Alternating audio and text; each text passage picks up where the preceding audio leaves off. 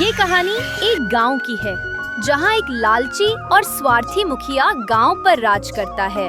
लेकिन समय के साथ गांव वाले उसकी चालाकियों को समझ जाते हैं और फिर एक सच्चे, ईमानदार और न्यायप्रिय व्यक्ति को मुखिया बनाते हैं। कहानी में लालच बनाम ईमानदारी का संदेश है। मुखिया रामदयाल की हवेली पर जहां वो आराम से बैठा है और मुखिया गर्व से कहता है, गांव का हर फैसला मैं करता हूँ और बिना मेरे इजाजत कोई कुछ नहीं कर सकता। एक दिन मुखिया गांव में जाता है और गांव के लोगों के साथ पंचायत करता है।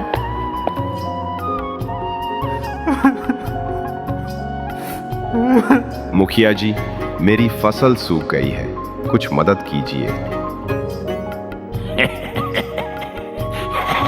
मदद चाहिए तो अपने खेत मुझे गिरवी रख दो, तभी मैं पैसा दूंगा। मुखिया गरीबों का दुख सुनकर मदद करने के बजाय उनके खेत और जमीन हड़पने में लगा रहता था। गांव वाले धीरे धीरे नाराज होने लगते हैं। एक दिन शिव नारायण नाम का ईमानदार मेहनती किसान गांव में आता है। शिव नारायण गांव वालों से कहता है, हम सब मिलकर मेहनत करेंगे, एक दूसरे का सहारा बनेंगे। मुखिया की चालाकियों को अब और बर्दाश्त नहीं करना चाहिए।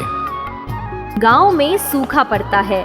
गांव वाले मुखिया के पास मदद मांगते हैं और बोलते हैं, मुखिया जी, पानी और अनाज का इंतजाम कीजिए, अब हमारे पास कुछ नहीं बचा है। जो अनाज चाहिए उसके बदले अपनी जमीन मेरे नाम लिख दो और ले जाओ।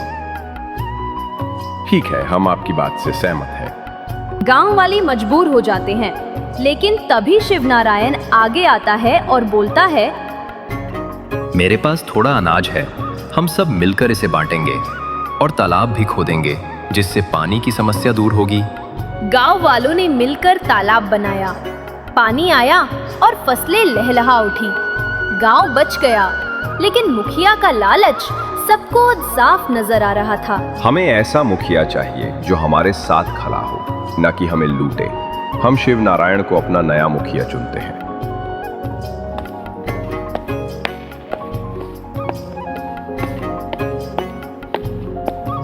तुम सब मुझे हटाकर इस किसान को मुखिया बनाना चाहते हो? हाँ, क्योंकि वही सच्चा नेता है। धन्यवाद। मैं मुखिया बनकर नहीं, बल्कि आप सबका सेवक बनकर रहूंगा।